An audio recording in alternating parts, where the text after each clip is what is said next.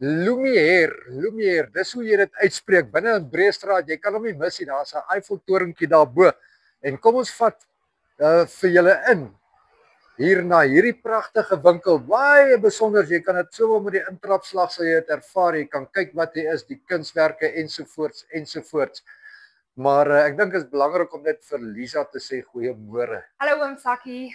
Goed, die weer is lekker, né? Ja, lekker cool. Ja, die ouens gaan op en afloop in Bree, hulle gaan nie eers warm kry nie. Ja, hulle gaan nie eens sweet nie. Lisa, hierdie winkel van jou is baie eksklusief, is ek reg?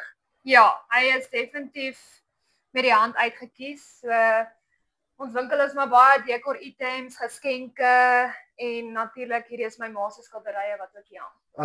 En haar naam as sy skilder? Lomey. Ja. Daar kan ons hom sien. So dit is Lomey se skilderwerk wat julle ook dan nou hier vertoon, uitstal, Ja, beskikbaar stel. Ja.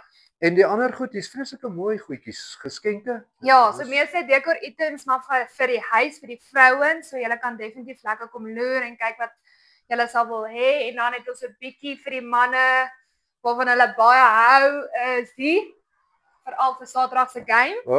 Ja nee. Kom kry dit. Daar's hy, leer items en jy kan verseker wees jy gaan daai goedjies wat wil ek sê nuttig kan gebruik. Ja.